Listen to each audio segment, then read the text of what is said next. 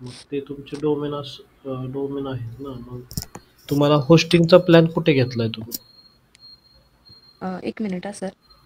होस्टिंगचा plan जिथं घेतला असेल, तुम्हाला ह्या हं, गोष्टी दिसतील ना. Okay, okay. सर हमने एम्प्लॉय हायर का होस्टिंग का प्लान कहाँ से लिया है? गोडैडी से ही है क्या? तो लिप स्विच. लिप स्विच वरून केलेलं आहे याचं hosting sir. Lip switch hosting आहे. हां, मग तिथेच तुम्ही अपग्रेड करायची इच्छा असेल तर तिथे करा. नसेल तर दुसरं होस्टिंगवरती घ्या, तिथे साईट घ्या. काय आता म्हणजे कसं करू शकताय तुम्ही? आपल्याला फक्त ही वेबसाईट पब्लिश करायची. आलं ना लक्षात माझ्या. एक मिनिट हा वेबसाईट सर, एक मिनिट, एक हां, मिनिट. ठीक आहे. सर ही है. हॅलो.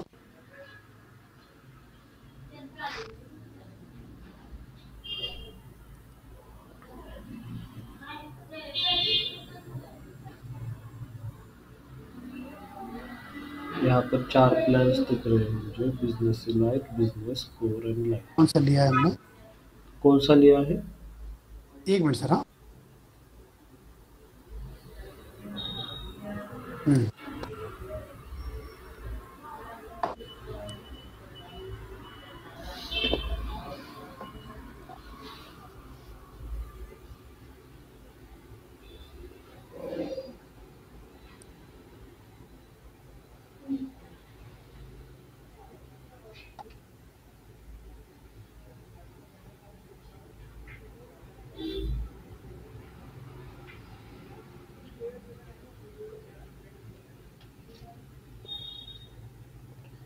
यहाँ पर प्रीमियम प्लान लिया हुआ सर. प्रीमियम, अच्छा 2300 वाला, एक मिनट। हाँ राइट.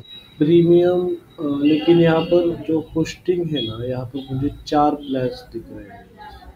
हाँ light, core, business end business elite. हाँ.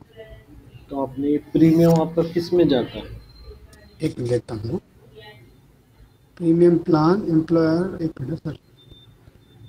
टोटल हमने सर पेमेंट जो किया है वो 4747 नहीं 2394 किया है. एक मिनट. क्या डिस्क्रिप्शन? प्रीमियम प्लान कोर है सर.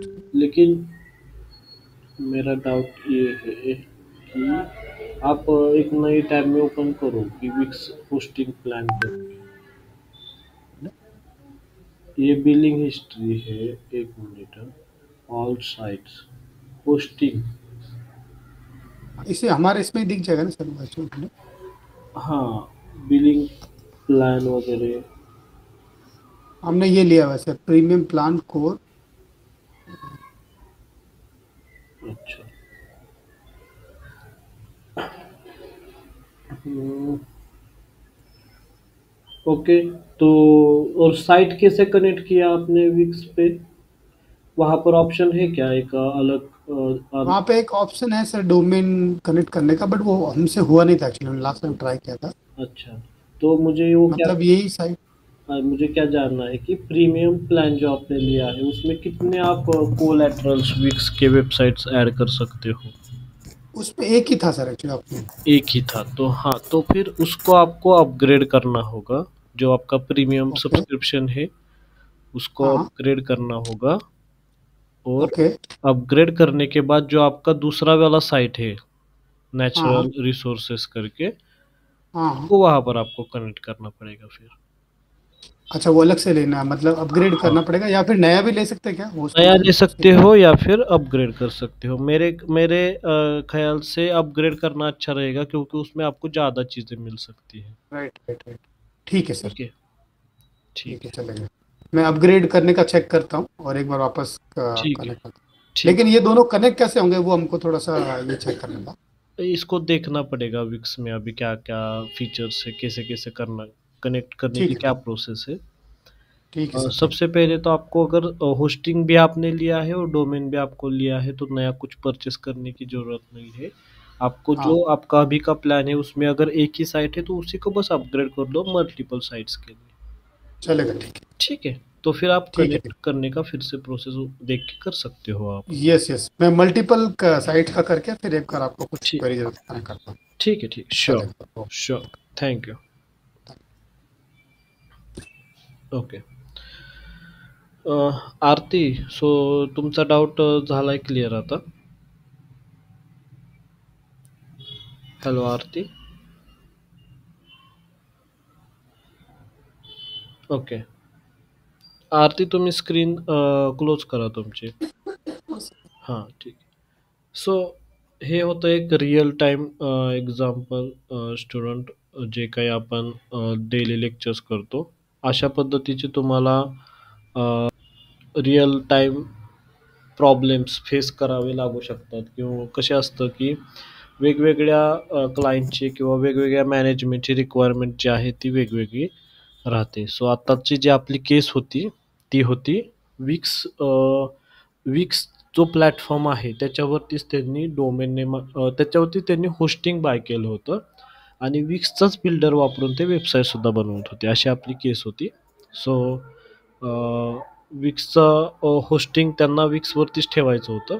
सो आपण त्यांना अपग्रेड करण्यासाठी सजेशन दिलं, ओके. आणि जे डोमेन नेम होते ते त्यांनी GoDaddyवरून परचेस केले होते, ओके. सो अशी ही केस होती आत्ताची, ओके. सो आपण सगळे आले का आपले लेक्चर्समध्ये? ओके. सो आपला जो टॉपिक चालू होता तो होता वर्डप्रेस एलिमेंट्स, ओके. हा आपला टॉपिक सुरू होता आणि कालच्या लेक्चरमध्ये आपण कॉन्टॅक्ट फॉर्म 7 पर्यंत जे आहे ते कंप्लीट केलं होतं. स्क्रीन दिसते सर्वांना? स्क्रीन दिसत असेल तर एकदा थम्स अप करा.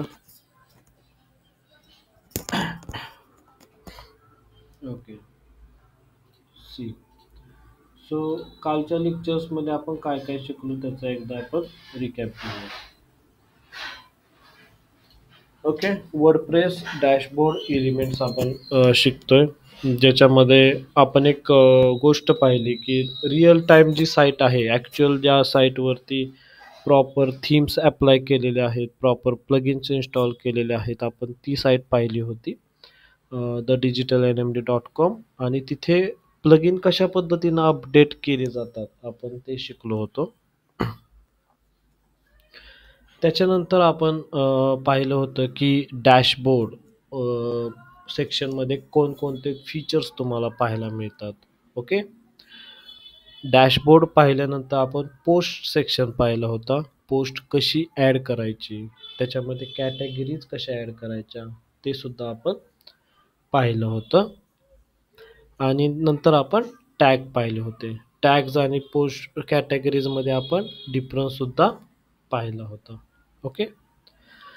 मीडिया हा एलिमेंट आपण चेक केला. मीडियामध्ये कोणकोणत्या गोष्टी येतात, जसं की video, image, audio, SVG, document files, GIF, okay. ह्या सगळ्या मीडिया आपण पाहिलं होतं, ओके.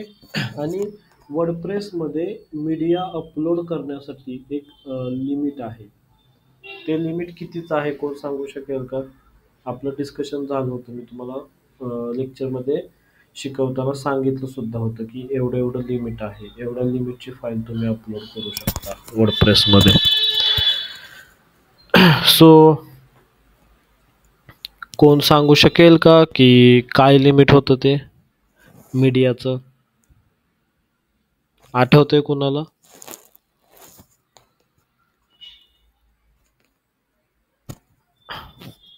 ओके, मी सांगतो ते लिमिट काय होतं. ते लिमिट होतं 2 GB, ओके.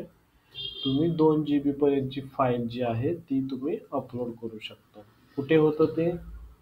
इथे मीडिया सेक्शनमध्ये आलो आपण, लायब्ररीमध्ये, की ॲड न्यू मीडिया फाईल म्हटलं की इथे बघा, इथे दिसतंय आहे 2 GB. Maximum upload file size 2 GB होतं, ओके. काही प्लगइन्स वगैरे वापरून आपण ती जी साईज आहे ती वाढवू सुद्धा शकतो. 2 जीबीची आपण 20 जीबी सुद्धा करू शकतो.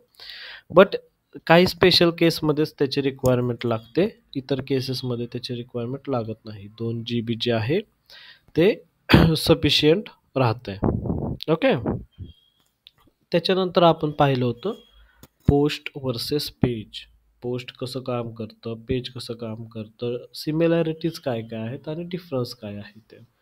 ओके. ज्याच्यामध्ये पोस्टवरती आपण ब्लॉग पोस्ट किंवा P R, newsletter, white papers, e books अशा टाईपच्या गोष्टी आपण तिथून पब्लिश करू शकतो. आणि पेजेससाठी आपण services, products, features, about us, contact and home अशा पद्धतीच्या गोष्टी आपण सपोज आपल्याला पब्लिश करायच्या असतील साईटवरती तर तिथे आपण यांचा वापर करू शकतो. आणि नंतर आपण पाहिलं होतं की फॉर्म क्रिएशन. आणि जी आपली वेबसाईट होती thedigitalanmd.com त्याच्यावरती 3 असे प्लगइन्स आहेत की जे प्लगइन्स फॉर्म क्रिएशनसाठी हेल्प करतात. जसं की CF7, fluent form and WP form. Okay. CF7 हा एक चांगला ओपन सोर्स प्लगइन आहे आणि मॅक्सिमम ज्या वेबसाईट्स आहेत ते हेच प्लगइन यूज करतात. आणि फ्लुएंट फॉर्म आणि WP फॉर्म हे सुद्धा चांगले आहेत.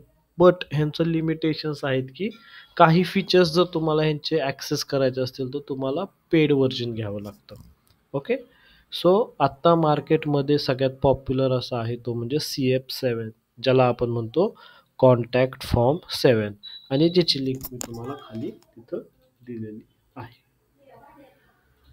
ओके. सो आज आपण ॲक्च्युअलमध्ये एक फॉर्म प्रॉपर पद्धतीनं क्रिएट करणार आहे.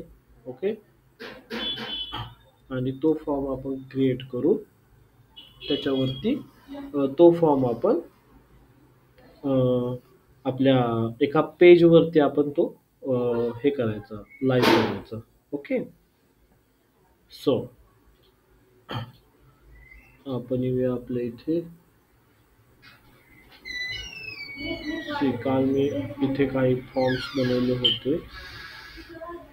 ओके. मी लॉग इन करतो आता.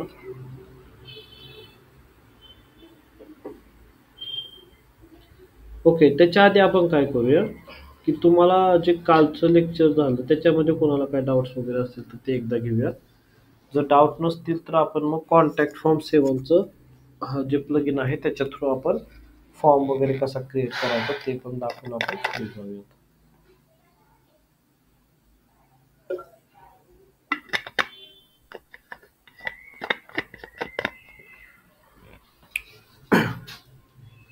कोणाला काय डाऊट नसेल तर आपण पुढे जाऊया. ठीक आहे. सो इथं तुम्ही बघू शकता की कॉन्टॅक्ट फॉर्म 7 जो आहे ना तो इथे आहे बघा. ठीक आहे. सो मी कॉन्टॅक्ट फॉर्म 7 जे प्लगइन आहे त्याच्यावरती क्लिक केलं. इथे मी टेस्ट फॉर्म बनवला होता. ओके. आज मी तो फॉर्म जो आहे तो डिलीट करतो आधी. डिलीटचा ऑप्शन आहे का इथे?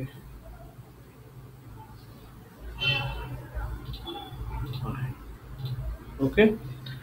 जो काल टेस्ट फॉर्म बनवला तो आधी डिलीट करतो. इथे आपण एक नवीन फॉर्म बनवूया.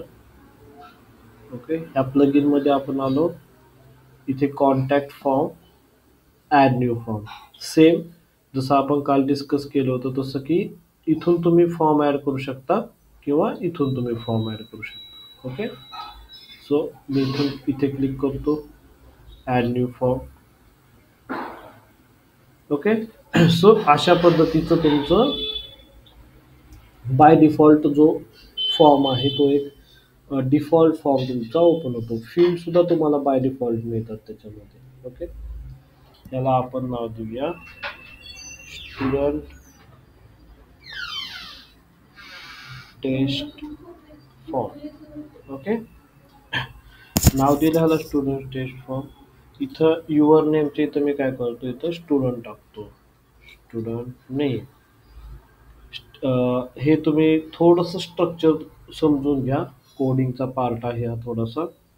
लेबल आहे. ओके. ओपनिंग लेबल टॅब आणि क्लोजिंग लेबल टॅब आहे इथे. ओके. त्याच्या आत हे जो आहे हा नॉर्मल टेक्स्ट आहे. हा तुम्हाला नॉर्मल दिसेल.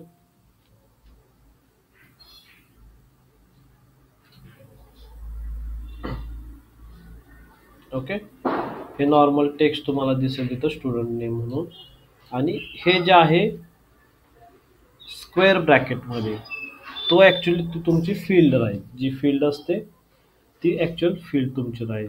Taste star your name auto complete name. Okay. आणि लेबल असेच तुमचे हे लेबल्स आहेत. जसं की इथं स्टुडंट नेम आहे, इथं युअर ईमेलचे इथं मी काय करतो student email, student email. Subject your मेसेजचे इथं मी स्टुडंट मेसेज करतो, स्टुडंट मेसेज. इथं यांनी ऑप्शनल दिलेलं आहे, म्हणजे हा मॅन्डेटरी नाही. ओके. मॅन्डेटरी आणि ऑप्शन ह्या गोष्टी तुम्हाला माहीत आहेत का? मॅन्डेटरी आणि ऑप्शनल म्हणजे काय? What is the meaning of mandatory and option? कोण सांगेल?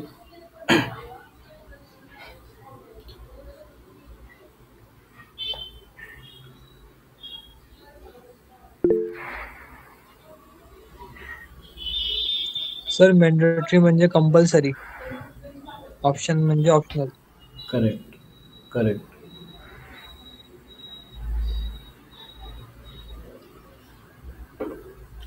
मॅन्डेटरी म्हणजे तुम्हाला ती फील्ड फिलअप केल्याशिवाय तुम्ही फॉर्म तुमचा कंप्लीट होऊ शकत नाही. आणि ऑप्शनल म्हणजे तुम्ही ती फील्ड स्किप सुद्धा करू शकता. सो आपल्या केसमध्ये जो स्टुडंटचा मेसेज आहे तो आपण ऑप्शनल ठेवलेला आहे आणि ते सबमिटचं बटन. ओके. ठीक आहे. आता हे तर झालं आपला फॉर्म. ह्याला मी एकदा सेव्ह करतो.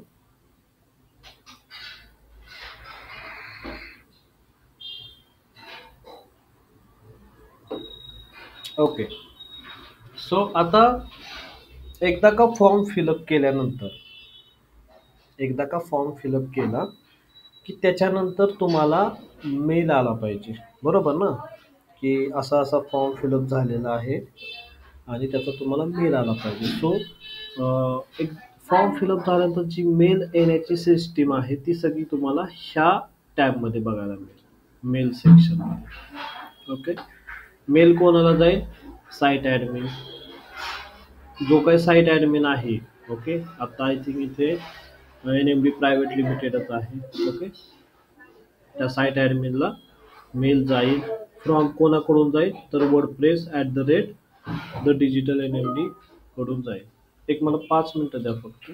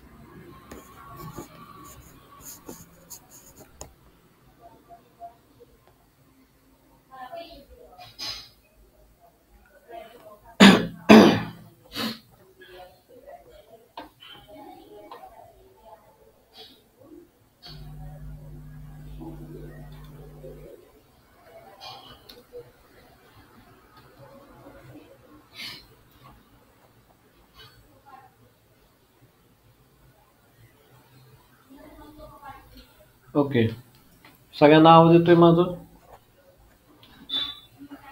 ठीक आहे. आपण कुठे होतो? सो टू टू म्हणजे कोणाला मेल जाणार. ओके. फ्रॉम फ्रॉम म्हणजे कोणाकडून मेल जाणार. सो इथे आपली बाय डिफॉल्ट एक मेल आय डी आहे, wordpress@thedigitalnmd.com. त्या मेलवरून, मेल आय डीवरून तो मेल जाणार. सब्जेक्ट काय? तुमचा सब्जेक्ट राहील तो, जो सब्जेक्ट तुम्ही इथं सिलेक्ट केलेला आहे तो सब्जेक्ट आहे का इथे सिलेक्ट? नाही. सो मे बी इथं तुमचं साईटचं टायटल जाऊ शकतं आणि सब्जेक्ट म्हणजे तुमच्या फॉर्मचं नाव जाऊ शकतं, स्टुडंट टेस्ट फॉर्म म्हणून. ओके.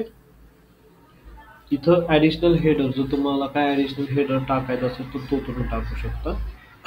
आणि जी काय तुमची मेसेजची बॉडी आहे, ती मेसेजची बॉडी तुम्हाला इथं अशी दिसेल. सब्जेक्ट दिसेल, नाव दिसेल, मेल आय डी दिसेल. हा मेल तुम्हाला येईल म्हणजे थोडक्यात. ओके. सो आता इथे काय करतो, टूच्या इथे मी काय करतो, जो आपला मेल आय डी आहे आपल्याकडे,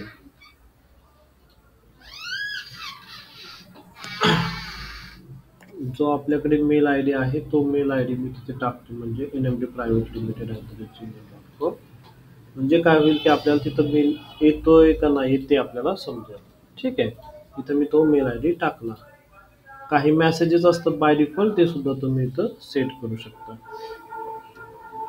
ओके. जसं की सक्सेस फॉर्म पूर्णपणे सक्सेसफुली तुम्ही फिल केला, त्याच्यानंतर तुम्हाला हा मेसेज दिसेल, thank you for your message, it has been send असेल. ओके. आणि काही ॲडिशनल सेटिंग असेल तर ती ॲडिशनल सेटिंग तुम्हाला इथे दिसेल. ओके. Form, mail. ओके. आता आपण काय करूयात, ह्याला आपण सेव्ह करूयात एकदा. ओके. आणि जो हा कोड आहे, आता हा कोड मी कॉपी करतो. कोड मी कॉपी केला, त्याच्यानंतर मी काय करतो, आपण काल एक टेस्ट पेज बनवलं होतं बरोबर. ते ड्राफ्टमध्ये ठेवलं होतं I think, draft test page म्हणून. ओके. तिथं मी काय करतो, एडिट करतो त्या पेजला, आणि आज आपण ते पेज आपण पब्लिश करूया. ड्राफ्ट टेस्ट पेज नावाचं जे पेज आपण बनवलं होतं ते आज आपण पब्लिश करूयात. आणि फिल दिस फॉर्म असं लिहितो आणि इथं मी पेस्ट करतो. पेस्ट म्हणजे कंट्रोल C दाबायचा आहे फक्त तुम्हाला पेस्ट करण्यासाठी. ओके. त्याच्यानंतर तो ऑटोमॅटिकली पेस्ट होऊन जाईल. ओके. आणि आता हे जे पेज आहे ते पेज मी पब्लिश करतो. ओके. सो पेज आपलं पब्लिश झालेलं आहे. व्ह्यू पेज म्हणतो मी. ओके. हे पेज तुम्ही इथं बघू शकता, इनकॉग्निटो मोडमध्ये मी याला हे करतो. ठीक आहे. ड्राफ्ट टेस्ट पेज आपलं बनलेलं आहे. ड्राफ्ट कॉन्टेंट फिल दिस फॉर्म जे आता मी लिहिलं ते, आणि जो माझा फॉर्म होता आत्ताचा तसाच्या तसा फॉर्म इथं तयार झालेला आहे. Student name, student email I D, subject आणि स्टुडंट मेसेज जो आहे तो ऑप्शनल आहे आणि सबमिट केला. ओके. आता प्रोसेस काय झाली पाहिजे ते तुम्ही समजून घ्या. सगळ्यात आधी इथपर्यंत सगळ्यांना समजलं असेल तर एकदा थम्सअप द्या सगळ्यांनी. इथपर्यंत जर तुम्हाला समजलं असेल तर एकदा थम्सअप द्या, म्हणजे मला समजेल की तुम्हाला समजते. काय डाऊट असतील तर डाऊट सुद्धा विचारा.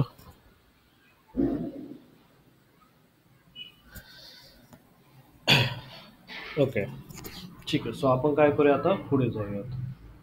सी, मग असा आपला फॉर्म जो आहे तो फॉर्म बनला. स्टुडंटचं नेम इथे टाकू शकता तुम्ही. स्टुडंटचं नेम टाकूयात आपण गणेश चव्हाण असं आपण नाव टाकूया. ईमेल आय डी टाकूया त्याचं gchavan@gmail.com. ठीक आहे. आपण त्याचं मेल आय डी टाकला. सब्जेक्ट आपण सब्जेक्ट लाईन काय देऊया त्याला की want to join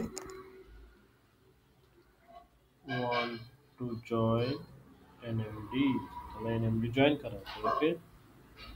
high, how, message मध्ये मी लिहितोय बरं का, how I can join NMD. ठीक आहे. आणि इथे मी सबमिट करतो. असा फॉर्म फिलअप केला आपण आणि आता मी सबमिट म्हणतो. Thank you for your message, it has been sent. म्हणजे तुमचा मेसेज जो आहे तो सेंट झालेला आहे. इथल्या फील्ड्स निघून गेलेल्या आहेत. आता आयडियली काय झालं पाहिजे, आपण जो हा फॉर्म फिलअप केला याचा अर्थ आपल्याला मेल आला पाहिजे. ओके. wordpress@the digital nmd कडनं आपल्याला मेल आला पाहिजे की असा असा एक फॉर्म फिलअप झालेला आहे म्हणून. ओके. हे पेज मी आता इथून क्लोज करतो इनकॉग्निटो मोडमधून. ओके. आणि आपण आता आपल्या मेल आय डीवरती जाऊया. ओके. सो हा आपला मेल होता. इथे माझं इनबॉक्स आहे. आला मेल, दिसतोय. 1 नंबरचा मेल बघा. NMD private limited want to join NMD. Okay. See, NMD private limited want to join NMD ही सब्जेक्ट लाईन आहे. मेल कोणाकडून आलेला आहे आपल्याला, wordpress@thedigitalnmd.com ह्यांच्याकडून आपल्याला मेल आलेला आहे. From Ganesh Chavan. Mail I D इथे आला gchavan@gmail.com. सब्जेक्ट लाईन आली, मेसेज बॉडी आली hi, how I can join NMD, आणि हे खालचा मेल. ओके. ओके. आला मेल आपल्याला फॉर्म फिलअप केल्यानंतर. समजलं सगळ्यांना? एकदा थम्सअप करा. आपला CF7चा जो एलिमेंट आहे तो कंप्लीट झालेला आहे.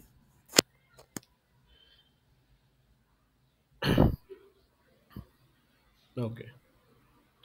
बाकीच्यांना समजत नाहीये का? काय डाऊट आहे का तुमचा?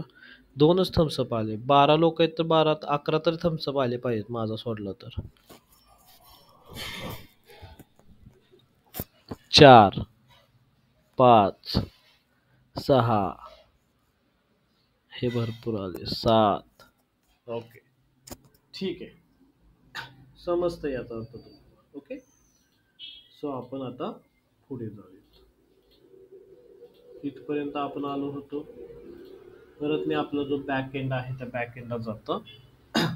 कॉन्टॅक्ट फॉर्म अशा पद्धतीनं आपला हा एलिमेंट झाला. आता नेक्स्ट एलिमेंट जो आहे तो आहे एलिमेंटर. आता एलिमेंटर बेसिकली आहे काय ते समजून घ्या आधी. होय, सगळ्यात आधी जे पेज मी बनवलं होतं ते पेज मी डिलीट करतो, ड्राफ्टवालं, किंवा ॲटलिस्ट त्याला ड्राफ्टमध्ये तरी ठेवून टाकतो. त्याला आपण पब्लिशमध्ये नाही ठेवू शकत. ओके. ड्राफ्टमध्ये हे पेज मी ठेवून टाकतो. ओके, सो एलिमेंटर जो हा एलिमेंट आहे हा बेसिकली काय आहे तर ते एक प्लगइन आहे आणि त्या प्लगइनच्या मदतीने तुम्ही वेबसाईट बिल्ड करू शकता. म्हणजे ह्याच्यामध्ये वेगवेगळे पॉईंट्स आहेत, जसं की होम पेजचं सेटिंग आहे.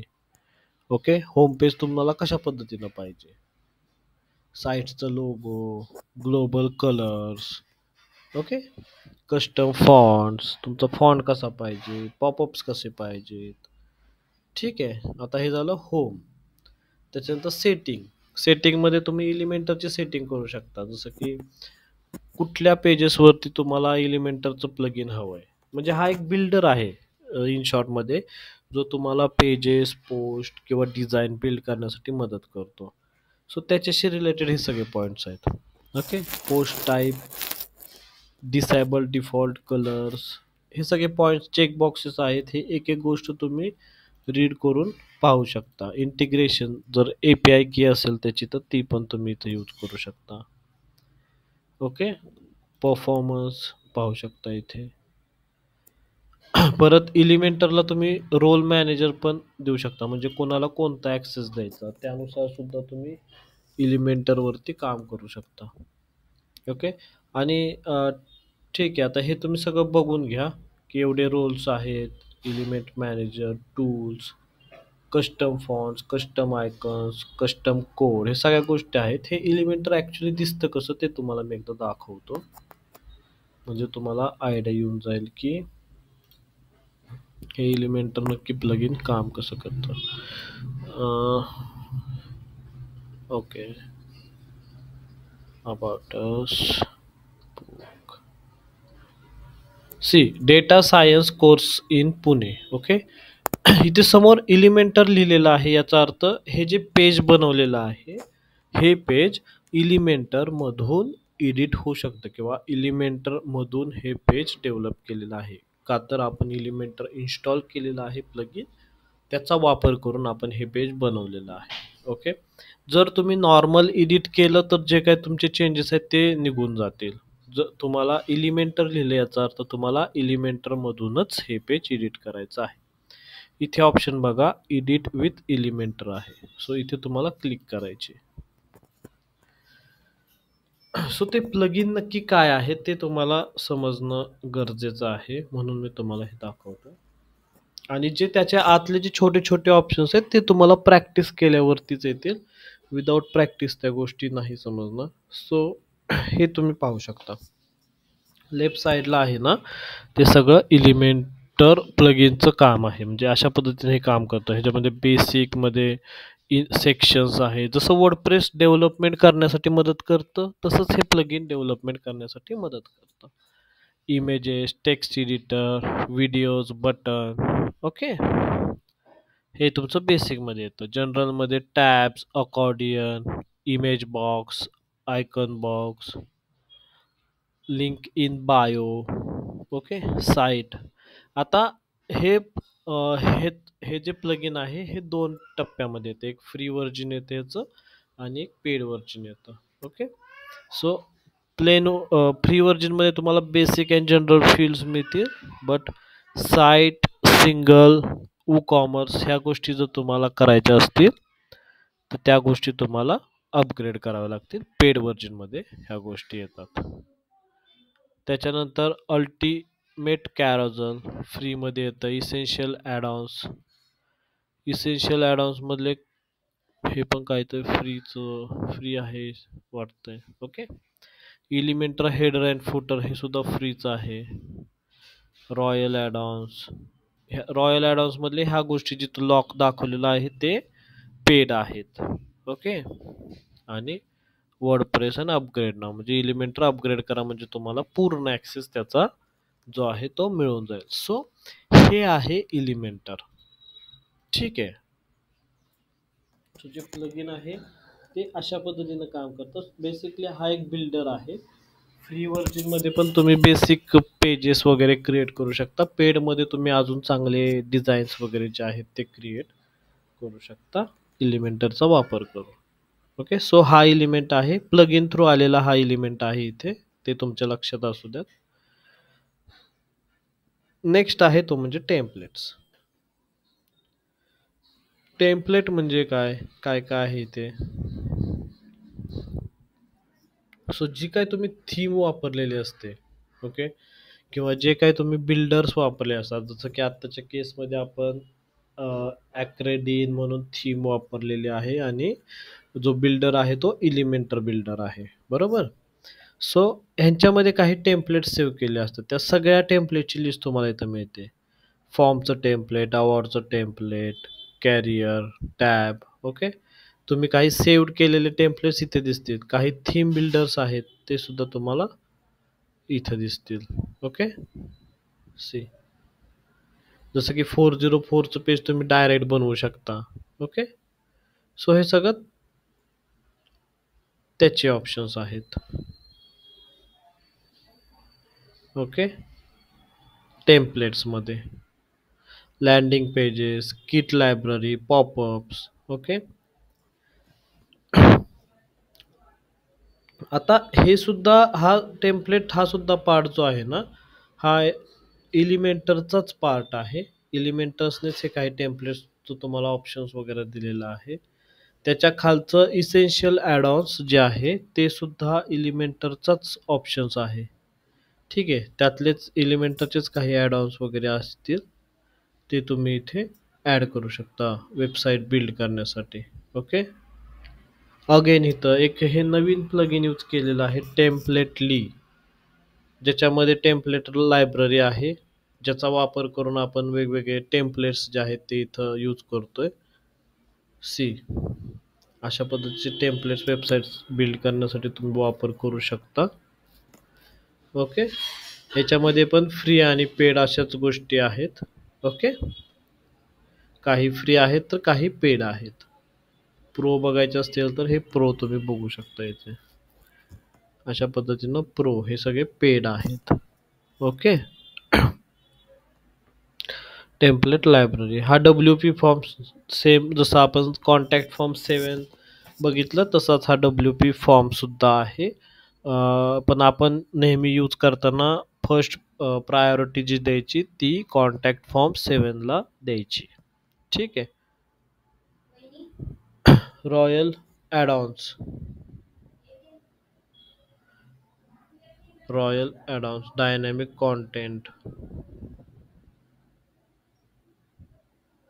सी आता रॉयल ॲडॉन्समध्ये काय होतं की वेगवेगळे जे विजेट्स आहेत त्याच्यामध्ये ज्या ज्या तुम्हाला एक्स्ट्राच्या फंक्शनॅलिटीज पाहिजे त्या इथे येतात. जसं की पोस्ट, ग्रीड, स्लायडर, कॅरोजल हे तुम्हाला पाहिजे असेल तर ते तुम्ही घेऊ शकता. परत टेस्टिमोनियल्स पाहिजे असेल तर ते. ओके, हे जेव्हा तुम्ही वेब पेज डेव्हलप करता ना त्याच्यामध्ये एक वेगवेगळे सेक्शन्स राहतात, जसं की टेस्टिमोनियलचा सेक्शन, डेटाचा table, pricing table, one page navigation, हे सगळे एक्स्ट्राचे ॲडॉन्स आहेत. हे सगळे ॲक्टिव्ह केलेले आहेत आपण इथे वेबसाईटसाठी, जे आपल्याला रॉयल ॲडॉन्समध्ये मिळतात. काही एक्सटेन्शन्स असतात, पार्टिकल्स, पॅरालॅक्स बॅकग्राऊंड. आता हे जे आहे ना हे डेव्हलपमेंटचं थोडंसं टेक्निकल टर्म आहे. पॅरालॅक्स बॅकग्राऊंड म्हणजे तुमचा टेक्स्ट मूव्ह होतो but background as it is राहतं, असं ते इफेक्ट आहे. सॉरी, बॅकग्राऊंड मूव्ह होतं as compare with the text, म्हणजे जसं टेक्स्ट तुम्ही स्क्रोल करणार तसं बॅकग्राऊंड स्क्रोल होतं. हे डेव्हलपमेंटचे काही टेक्निक्स आहेत. ओके, सेटिंग आहे फ्री वर्सेस प्रो. आता रॉयल ॲडॉनचं पण बघा फ्री व्हर्जन आहे, प्रो व्हर्जन आहे. तुमच्या मॅक्सिमम ज्या गोष्टी आहेत त्या फ्रीमध्ये कवर होतात. पेडमध्ये फक्त तुम्हाला काय सपोर्ट वगैरे ह्या गोष्टी मिळतात, बट फ्रीमध्ये तुमच्या मॅक्सिमम गोष्टी ज्या आहेत त्या कवर होतात रॉयल ॲडॉन्समध्ये. ओके, त्याच्यानंतर ॲपिअरन्स. आता जो ॲपिअरन्स हा सेक्शन आहे हा बाय डिफॉल्ट जेव्हा तुम्ही वर्डप्रेस एक आपण हा स्टार्ट करायच्या आधी ना रॉयल ॲडॉन्सपर्यंत जर तुम्हाला समजलं असेल तर तुम्ही एकदा थम्सअप करा. इथपर्यंत जे काही गोष्टी आपल्या झाल्या रॉयल ॲडॉन्स वगैरे हे काही एक्सटर्नल प्लगइन्स वगैरे ॲड करून आपण ह्या गोष्टी अचीव केलेल्या आहेत. ओके.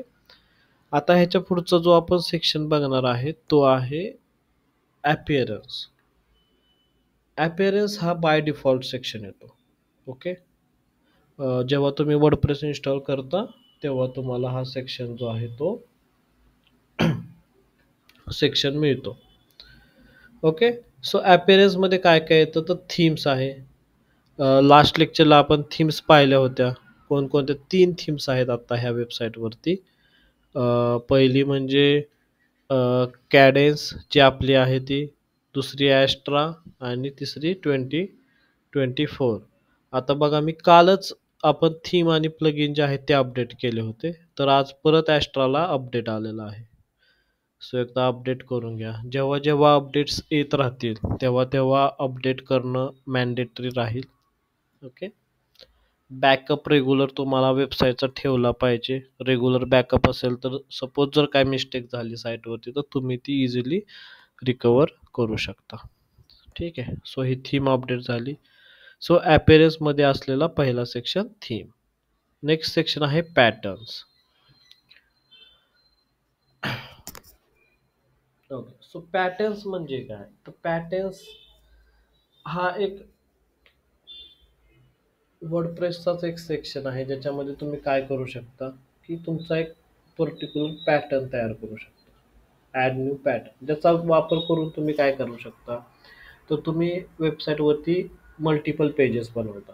अबाउट असचं पेज, कॉन्टॅक्ट असचं page, home page. Okay. So त्याच्यामध्ये पेजमध्ये कसं होतं की सपोज जर तुम्ही टेस्टिमोनियल दिले. टेस्टिमोनियल्स म्हणजे युजरचं मत किंवा तुमच्या स्टुडंटचं मत तुमच्या साईटबद्दल. ओके. सपोज आपली NMTची साईट आहे तर स्टुडंटचं मत किंवा स्टुडंटचा रिव्ह्यू तुमच्या कंपनीबद्दल किंवा इन्स्टिट्यूटबद्दल. ओके. सो टेस्टिमोनियल हा सेक्शन जो आहे ना तो सेक्शन आपल्याला होमवर पण दाखवायचा आहे, अबाउट असवर पण दाखवायचा आणि कॉन्टॅक्ट असवर पण दाखवायचा आहे. असं आपली रिक्वायरमेंट आली सपोज आपल्या क्लायंटकडून. ठीक आहे. सो डेव्हलपमेंट करताना काय होतं की एकच सेक्शन आहे, एकच पट्टी आहे, तिथं काही टेस्टिमोनियल्स आहेत ते स्क्रोल होत आहेत असं रिक्वायरमेंट आहे आणि ती ती जी डेव्हलपमेंट आहे ती 3 पेजेसवरती करायची. Home page, about us and contact us. मग आता होणार काय तर प्रत्येक पेज डेव्हलप करते वेळेस तुम्ही असं नाही करू शकत की ह्या पेजवरती टेस्टिमोनियल सेक्शन बनवला, परत पुढे गेला तिथे बनवला, परत पुढे गेला तिथे बनवला. तुमचा टाइम खूप जाईल. सो त्या केसमध्ये पॅटर्न जी गोष्ट आहे ती तुम्ही यूज करू शकता. ज्याच्यामध्ये काय होतं की ॲज इट इज जो पॅटर्न आहे म्हणजे एकदा का तुम्ही टेस्टिमोनियल बनवला तर त्याला तुम्ही पॅटर्न म्हणून सेट करू शकता. जसं की इथं आपण एक करतो टेस्टिमोनियल पॅटर्न असं मी नाव देतो. सपोज एकदा मी हा पॅटर्न बनवला. कॅटेगरीज काय आहे सपोज कॉल टू ॲक्शन दिलं मी. आत्ता सिंक्रोनाइज नाही करत, फक्त ॲड करतो.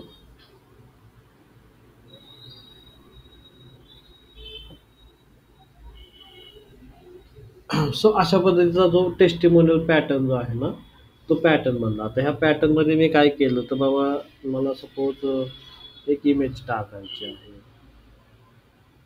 मीडिया लायब्ररीतली मी एखादी इमेज घेऊन टाकली सपोज. ओके. मी इमेज टाकली. सो आता हे तयार झालं आणि मी ह्याला सेव्ह केलं. तर आता दरवेळेस मला ही इमेज टाकायची गरज नाही. मी तो पॅटर्न आहे तो पॅटर्नच कॉल करेन. पॅटर्न कोणता आहे माझा टेस्टिमोनियल पॅटर्न नावाचा पॅटर्न आहे. तो मी कॉल केला की माझं काम जे आहे ते होऊन जाईल. समजलं? पॅटर्न समजला का सर्वांना? समजलं असेल तर एकदा थम्स अप करा.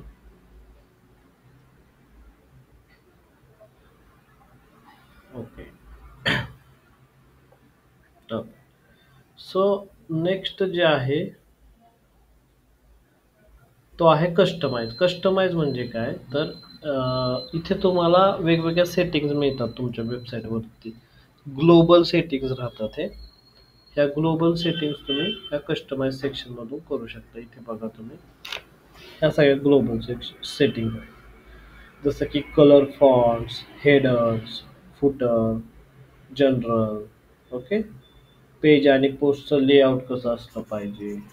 जो सर्च केल्यानंतर सर्च रिझल्ट येतो तो सर्च रिझल्ट कसा दिसला पाहिजे. साईट आयडेंटिटी, मेनू कसे असले पाहिजेत, विजेट्स कसे असले पाहिजेत, होम पेज सेटिंग, एक्स्ट्राचे काय CSS ॲड करायचे असेल तर ते CSS तुम्ही इथून ॲड करू शकता. आणि इम्पोर्ट एक्सपोर्ट काय तुम्हाला इम्पोर्ट करायचं असेल एखादं लेआउट तर ते सुद्धा तुम्ही करू शकता. सो हा आहे आपला कस्टमाइजचा सेक्शन. हे अपीअरन्स इम्पॉर्टंट आहे बरं का. ह्याच्यामध्ये तुम्हाला महत्त्वाच्या गोष्टी आहेत सगळ्या. विजेट, विजेट म्हणजे काय तर तुम्हाला मी एक विजेट दाखवतो आधी. हे बघा. आता हे विजेट काय आहे तर हे आय थिंक ब्लॉक सेक्शन वरती ह्यांनी टाकलेलं आहे. पहिल्यांदा आपण चेक करूया. ब्लॉक सेक्शन नाही, विजेट कुठे कॉल केलं नाही. बट हे हे जे आहे आता हे खालचं बघा, हे सुद्धा एक विजेटच आहे. जसं की एज्युकेशन सेंटर ॲड्रेस हे एक विजेट आहे, हे एक विजेट आहे. ओके. Head office address.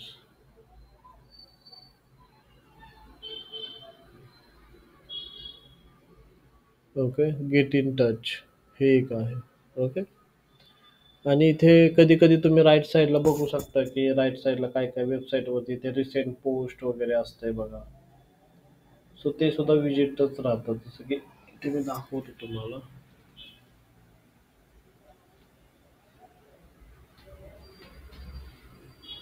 इथे बघा हे अशा पद्धतीचे सपोज ब्लॉग सेक्शन मध्ये तुम्ही गेला, कोणता पण एखादा ब्लॉग ओपन केला तुम्ही,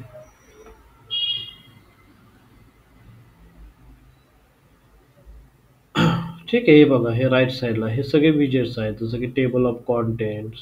okay. Recent blog by Abdul Hakim, recent blog. Okay. हे सगळे विजेट्स राहतात. ओके. सो हा ऑप्शन आहे तो विजेट्समध्ये येतो. मेनूज, मेनूज म्हणजे काय तर जे तुमचं मेनू सेक्शन हा वरचा आहे ना, ह्या सगळ्याला मेनू सेक्शन आपण म्हणतो. तो मॅनेज करण्यासाठी तुम्ही मेनूजमधून जाऊन चेंजेस करू शकता. कॅडेन्स आणि स्टार्ट टेबल हे सगळे कॅडेन्सचे ऑप्शन आहेत. हे दोन्ही बरं का. तुमची जी थीम आहे ना त्याचा ऑप्शन आहे. 404 एरर पेज इलिमेंट, हे 404 एरर पेज हे सुद्धा कॅडेन्सचंच आहे. इलिमेंटर हेडर अँड फुटर हे इलिमेंटर प्लगइनचं आहे. आणि थीम फाईल एडिटर हे तुमचं बाय डिफॉल्ट वर्डप्रेसमधून आलेलं आहे, ज्याच्यामध्ये तुम्ही ॲक्च्युअल कोडिंगची फाईल सुद्धा एडिट करू शकता. जनरली आपल्याला इकडे येण्याची गरज लागत नाही. जे डेव्हलपर्स आहेत ते इकडे येतात आणि त्यांचं काम करतात. ओके. नेक्स्ट सेक्शन आहे प्लगइन्स. ओके. प्लगइन्स मध्ये काय असतं तर हा प्लगइन्स मी तुम्हाला ऑलरेडी शिकवलेला आहे की आपण अपडेट वगैरे केले होते प्लगइन्स. इथे सगळे जे नवे प्लगइन्स आहेत ते तुम्हाला इथे दिसतील. नवीन प्लगइन ॲड करायचं असेल तर तुम्ही ॲड न्यू प्लगइन्सवरती क्लिक करा आणि इथं तुम्ही प्लगइनचं नाव टाका. जसं की वर्डफेन्स एक होतं, इथं मी टाकलं होतं. ऑलरेडी इन्स्टॉल म्हणून येईल इथे. आपल्या साईटला ते ऑलरेडी इन्स्टॉल्ड आहे, ॲक्टिव्ह आहे. ठीक आहे. हे वाला. सो कोणतंही प्लगइन तुम्हाला पाहिजे ते प्लगइन तुम्ही सर्च करा आणि ते तुम्ही इन्स्टॉल करू शकता. इन्स्टॉल करून ते तुम्ही ॲक्टिवेट करायचं आहे. ओके. सो प्लगइन्सपर्यंत आपण झालेलो आहे. अजून आय थिंक आपल्याला एक लेक्चर लागेल ज्याच्यामध्ये आपण रेस्ट ऑफ द थिंग्स ज्या आहेत त्या आपण कव्हर अप करणार आहोत. आणि आपण ॲक्च्युअलमध्ये वेबसाईटसुद्धा जी आहे ती आपण डेव्हलप करणार आहे. एक छोटीशी वेबसाईट आपण डेव्हलप करायची आहे. 5 पेजची वेबसाईट राहील ती, ज्याच्यामध्ये आपण पेजेस क्रिएट करायचे, पोस्ट क्रिएट करायचे, फॉर्म्स क्रिएट करायचे, हे सगळं आपण करणार आहे. एक लेक्चर आपल्याला लागेल ज्याच्यामध्ये आपण हे एलिमेंट्स कव्हर अप करणार आहे. युजरच्या पुढचे सगळे कव्हर करणार. त्याच्यानंतर आपण एक ॲक्च्युअल वेबसाईट सुद्धा रिअल टाइम वेबसाईट बनवणार. ओके, त्याच्यानंतर मग आपलं वेबसाईट डेव्हलपमेंटचे जे लेक्चर आहे ते संपते. ओके, कोणाला काय डाऊट आहे का याच्यामध्ये? समजतंय का? सगळ्यांना समजत असेल तर एकदा थम्सअप करा. सगळ्यांचे थम्सअप आल्याशिवाय आपण पुढे नाही जाणार.